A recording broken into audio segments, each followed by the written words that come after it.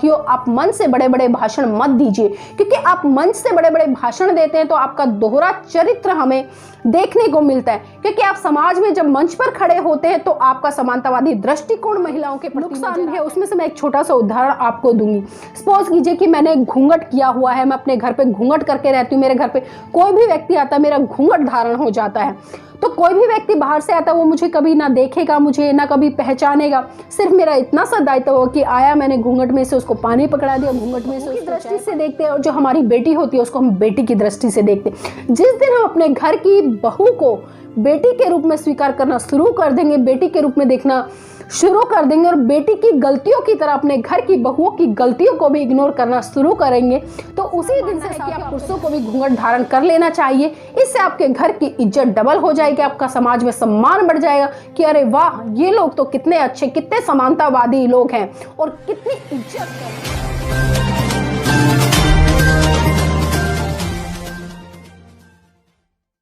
जय भीम, नमो बुद्धाय। साथियों आप जैसा कि देख रहे होंगे कि आज मैंने घूंघट धारण किया है। जी हाँ, वही घूंघट जिसको बहुत बड़ा तबका कहता है कि घूंघट मान का प्रतीक है, सम्मान का प्रतीक है, इज्जत का प्रतीक है। लेकिन मैं उन लोगों से एक सवाल पूछना चाहती हूँ कि घूंघट इज्जत का प्रतीक कैसे हो सकता है, मान का प्रतीक कैसे हो सकता है और सम्मान का प्रतीक कैसे हो सकता है। जी हाँ साथियों, उन लोगों से मेरा सवाल है, अगर वो लोग ये मानते हैं कि घूंघट इज्जत का प्रतीक है, सम्मान का प्रतीक है और स्वाभिमान का प्रतीक है और मान मर्यादा का प्रतीक है, तो मुझे ये बताइए कि आप विवाह से पहले अपने घर की बहन बेटियों से घूंघट क्यों नहीं कराते। अगर जब बात इज्जत और मान सम्मान की है तो घूंघट सबसे कराना चाहिए। और यहाँ पर मैं उन पुरुष साथियों से भी कहना चाहूँगी जो अक्सर बड़ी बड़ी बातें करते हैं कि कवारी लड़कियां होती हैं उनसे घूंघट नहीं कराया जाता क्योंकि वो घर की बेटियां होती हैं, घर का मान होती हैं, घर का स्वाभिमान होती हैं। वहीं जब वो बोलते हैं कि जब शादी हो जाती है तो वो लड़की अपने ससुराल चली जाती है और ससुराल में उसके बहुत सारे रिश्ते नाते बदल जाते हैं। वहाँ पर उसके जेठ होते हैं, ससुर होते हैं और रिश्ते में और भी बहुत बड़े लोग होते हैं, जिससे कि उनको घूंघट धारण करना पड़ता है। क्योंकि अगर कोई विवाहित महिला घूंघट धारण नहीं करती है तो उसको समाज में अपने हीन दृष्टि से देखा जाता है और उस पर तरह तरह की उंगलियां उठाई जाती हैं। तो साथियों, उन सभी साथियों को मैं बताना चाहूंगी कि जो घूंघट है वो मेरी दृष्टि से ना तो मान का प्रतीक है, ना ही सम्मान का प्रतीक है और ना ही किसी आदर का प्रतीक है और ना ही किसी इज्जत का प्रतीक है। जी हाँ साथियों, मैंने अक्सर पहले भी कई बार ऐसे मुद्दों पर चर्चा की है, ऐसे मुद्दों को उठाया है, क्योंकि जब इज्जत की बात आती है और जो लोग अपने घर की महिलाओं से घूंघट धारण कराते हैं तो उनसे मैं एक सवाल जरूर पूछना चाहूंगी कि आज जब हम 21वीं सदी में जी रहे हैं और जब हमारे पास में बाबा साहब के द्वारा लिखित संविधान है और उस संविधान में पहला ही अधिकार हमें समानता का दिया गया है और हम अपने आप को अम्बेडकरवादी कहते हैं, बाबा साहब के अनुयायी कहते हैं, तो क्या बाबा साहब ने आपको अपने घर की महिलाओं को इस रूढ़िवादी जो परंपरा है, जो घूंघट है, उसमें रहने के लिए बोला? बाबा साहब ने तो शायद कभी नहीं बोला। बाबा साहब ने हमेशा महिलाओं के हक अधिकारों की बात की हो, चाहे वो किसी भी धर्म की हो, किसी भी जाति की हो, किसी भी क्षेत्र की हो। उन्होंने हमेशा महिलाओं को समानता का अधिकार दिया और उनको पुरुषों के साथ कंधे से कंधा मिलाकर आगे बढ़ने का अधिकार दिया। और अधिकार ही नहीं बल्कि इस देश को आगे बढ़ाने में उनकी भागीदारी सुनिश्चित करने में उनको राजनीतिक तौर पे, आर्थिक रूप से, धार्मिक रूप से हर तरह से बाबा साहब ने सक्षम किया। लेकिन आज भी इस देश में बहुत सारे लोग ऐसे हैं जो इन रूढ़िवादी परंपराओं का त्याग नहीं कर पा रहे, जो आज भी इस घूंघट जैसी प्रथा को मान सम्मान और स्वाभिमान से जोड़कर देखते हैं। तो मैं उन सभी साथियों से ये कहना चाहूंगी कि साथियों, अगर आप बाबा साहब के अनुयायी हैं या बाबा साहब का सम्मान करते हैं या अपने महान पुरुषों की विचारधारा को आगे बढ़ाने का काम करते हैं तो अपने घर की महिलाओं से घूंघट कराना बंद कीजिए।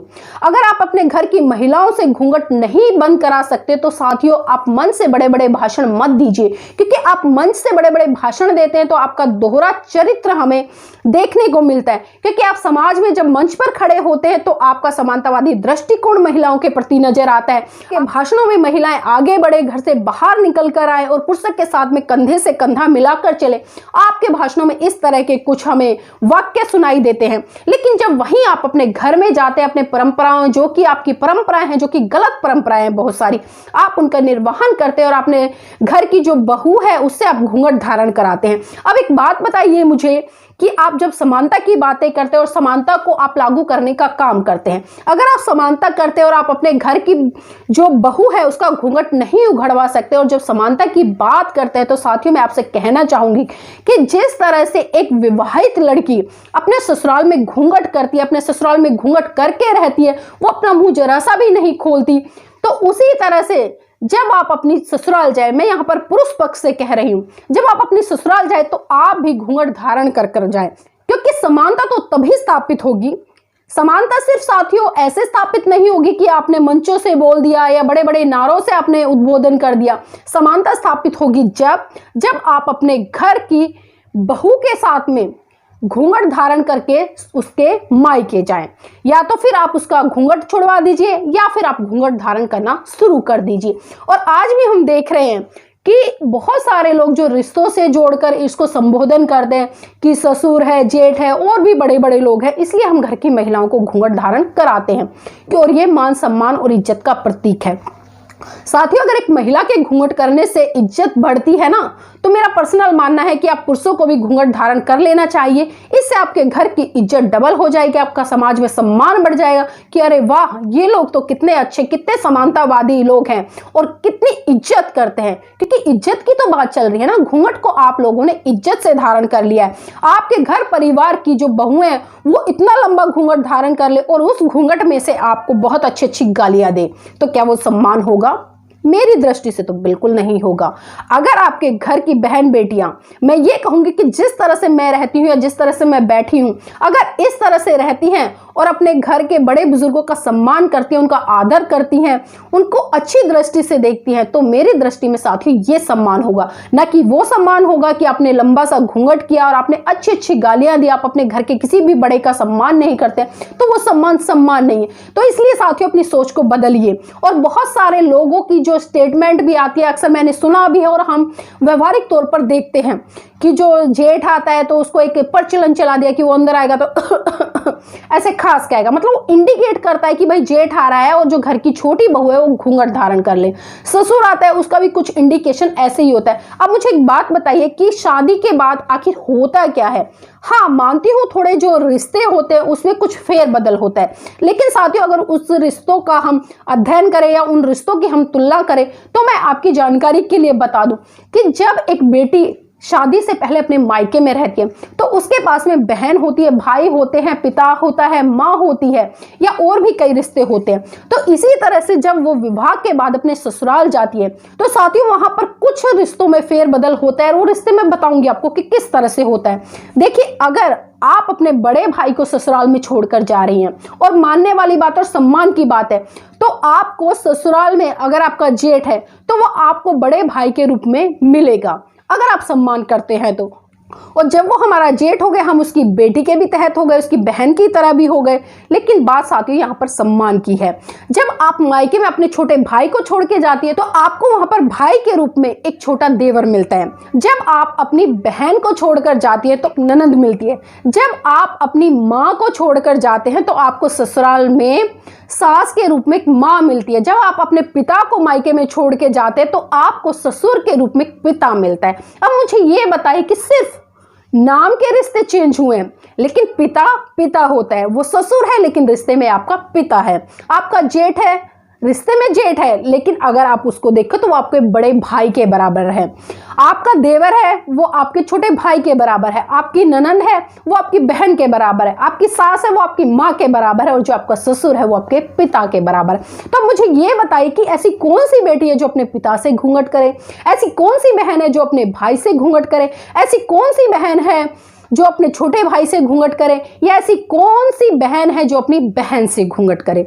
साथियों, बात घूंघट की नहीं है, बल्कि बात है जो हमारे दिमाग में जो ये रूढ़िवादी परंपराएं डाली हुई हैं, बहू और बेटी को लेकर जो एक खाई, एक दीवार बनाई हुई है कि ये बेटी है और ये बहू है। सिर्फ बात इतनी सी है कि हम उसको बहू की दृष्टि से देखते हैं और जो हमारी बेटी होती है उसको हम बेटी की दृष्टि से देखते हैं। जिस दिन हम अपने घर की बहू को बेटी के रूप में स्वीकार करना शुरू कर देंगे, बेटी के रूप में देखना शुरू कर देंगे और बेटी की गलतियों की तरह अपने घर की बहुओं की गलतियों को भी इग्नोर करना शुरू करेंगे, तो उसी दिन से साथियों आपके घर में देखना कितनी सुख, शांति, संपन्नता और समृद्धि होगी। क्योंकि जरूरत है सिर्फ छोटी सी एक विचारधारा को छोड़ने की और अपनी सोच को बदलने की।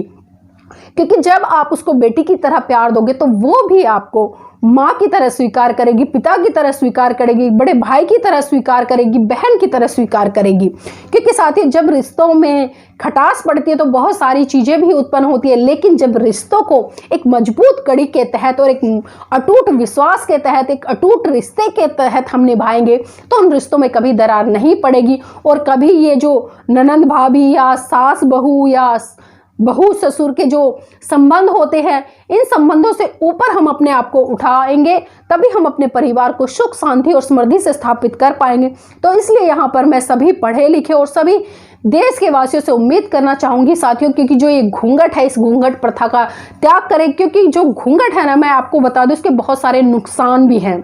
जो लोग इसको मान, पद, प्रतिष्ठा या सम्मान से जोड़कर देखते हैं, इसके बहुत सारे नुकसान भी है। उसमें से मैं एक छोटा सा उदाहरण आपको दूंगी।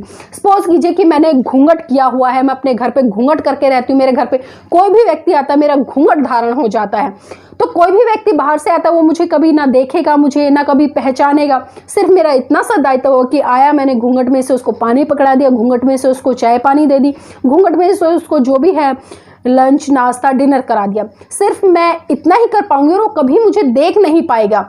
और सपोज कीजिए कि भविष्य में या कहीं रोड पर या कहीं कोई ऐसी घटना घट जाए कि मुझे कुछ लोग छेड़ दे या मेरे साथ में कुछ ऐसी दुर्व्यवहार या दुराचार या बलात्कार जैसी घटना घट रही हो, और वहां पर जो लोग हमारे अपने हैं, जो हमें मतलब वैसे तो जानते हैं कि ये उसकी पत्नी है या उनके घर की बहू है या उसकी भाभी है, वैसे जानते हैं, लेकिन वो फेस से मुझे नहीं जानते हैं। और जब वो फेस से मुझे नहीं जानेंगे तो वो मेरे पक्ष में मुझे बचाने के लिए बिल्कुल भी नहीं आएंगे। वो देखेंगे कि आम घटना हो रही है, वो वहां से निकल जाएंगे।